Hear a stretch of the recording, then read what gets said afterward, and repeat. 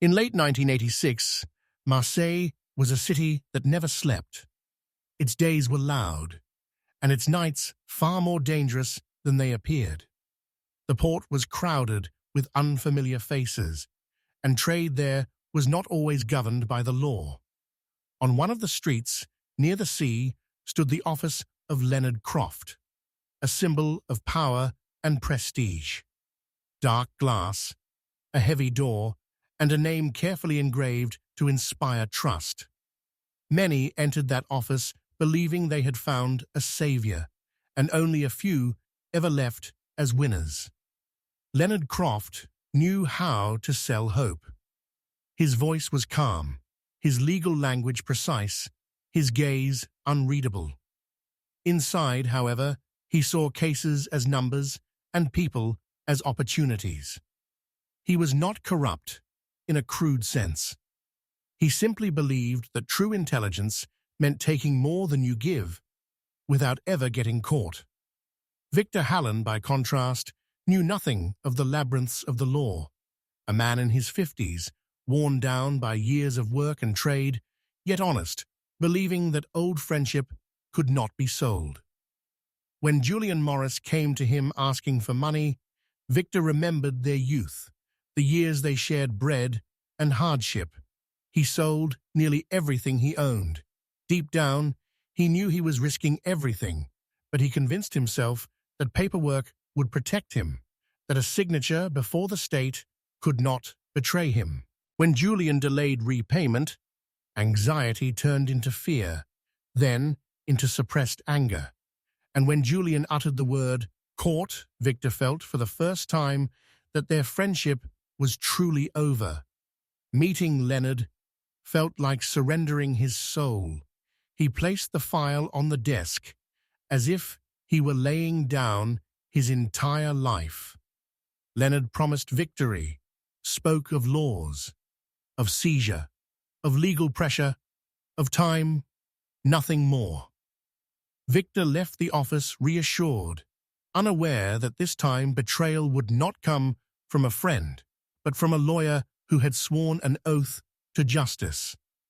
After studying the case, Leonard realized the truth. There was no quick way to recover the money. The case was theoretically strong, but enforcement was complicated and the debtor evasive.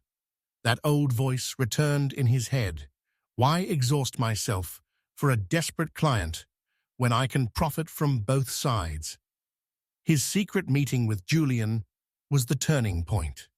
They sat for hours, Leonard chain-smoking as he laid out the plan with devilish calm.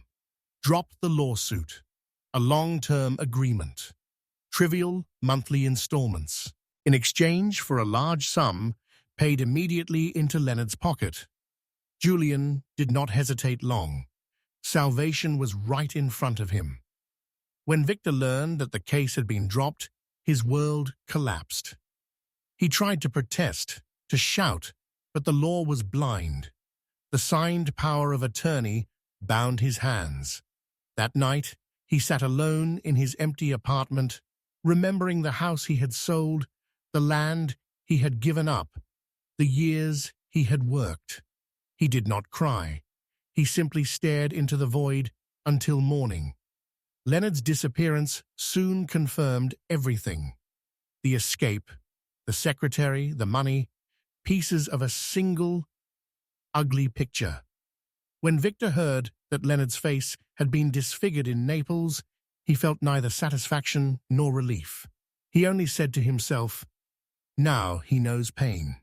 But time was cruel to Victor.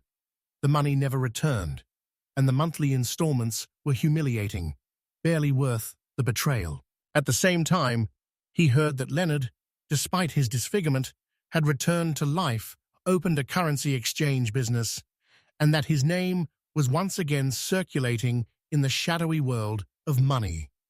That was what finally broke the last thread of patience. Victor no longer thought like a victim, but like a judge.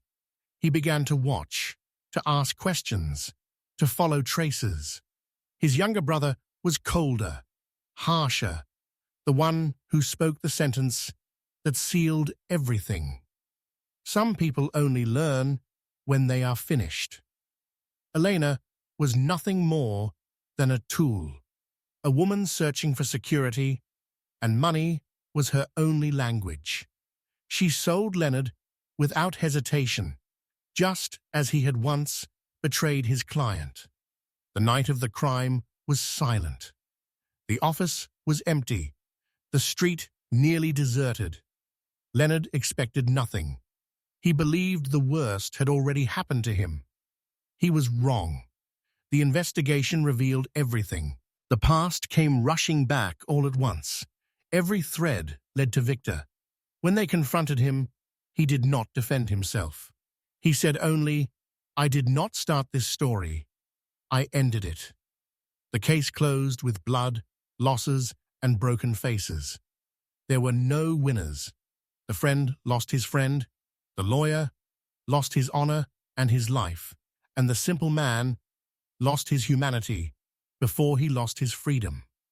And the story continued to be told in Marseille for many years, not merely as a tale of crime, but as a warning that a single betrayal, no matter how clever or small it seems, can open a door that never closes.